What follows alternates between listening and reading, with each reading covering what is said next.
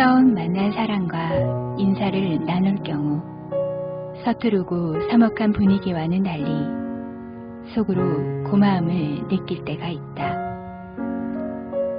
이 지구상에는 36억인가 하는 많은 사람이 살고 있다는데 지금 그 중에 한 사람을 만난 것이다.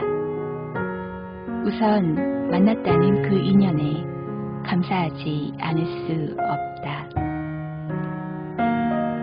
같은 하늘 및 똑같은 언어와 풍속 안에 살면서도 서로가 스쳐 지나가고 마는 인간의 생태이기 때문이다.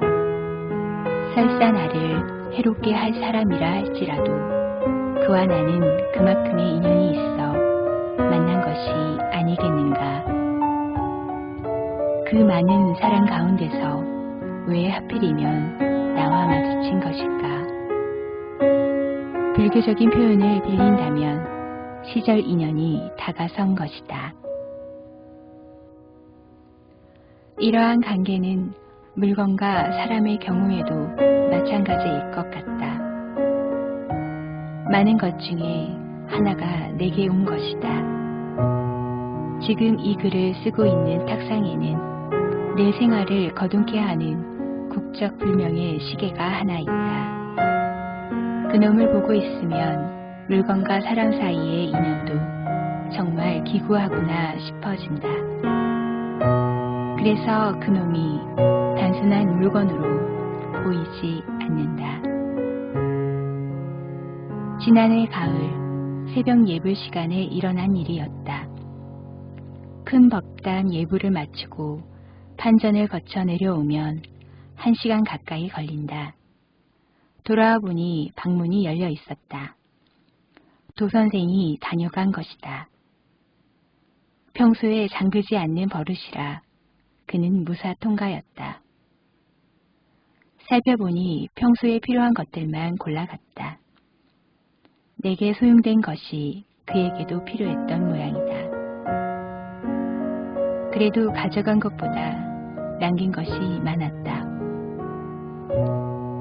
내게 잃어버릴 물건이 있었다는 것이 남들이 보고 탐심을 낼 만한 물건을 가지고 있었다는 사실이 적잖이 부끄러웠다. 물건이란 본래부터 내가 가졌던 것이 아니고 어떤 인연으로 해서 내게 왔다가 그 인연이 닿으면 떠나가기 마련이라 생각하니 조금도 아까울 것이 없었다. 어쩌면 내가 전생에 남의 것을 훔친 가보인지 모른다 생각하면 오히려 빛이라도 갖고 난 홀가분한 기분이었다. 그런데 그는 대단한 것이라도 있는가 싶어 있는 것 없는 것을 샅샅이 뒤져놓았다.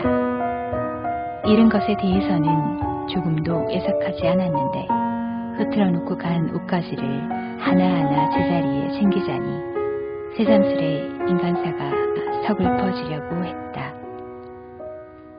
당장에 아쉬운 것은 다른 것보다도 탁상에 있어야 할 시계였다. 도선생이 다녀간 며칠 후 시계를 사러 나갔다.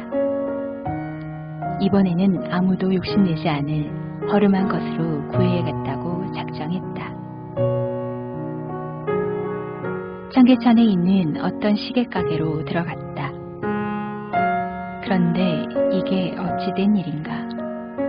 며칠 전에 잃어버린 우리 방 시계가 거기서 나를 기다리고 있는 게 아닌가. 그것도 웬 사내와 주인이 목화 흥정 중에 있었던 것이다. 나를 보자 사내는 슬쩍 외면해버렸다. 당황한 빛을 감추지 못했다. 그에게 못지않게 나도 당황했다. 결국 그 사내에게 돈 1,000원을 주고 내 시계를 내가 사고 말았다. 내가 무슨 자선가라고 그를 용서하고 말고 할 것인가. 따지고 보면 어슷비슷한 허물을 지니고 살아가는 인간의 처지인데 뜻밖의 다시 만난 시계와의 인연이 우선 고마웠고 내 마음을 내가 돌이켰을 뿐이다. 용서란 타인에게 베푸는 자비심이라기보다 흐트러지려는 나를 나 자신이 거두어들이는 일이 아닐까 싶다.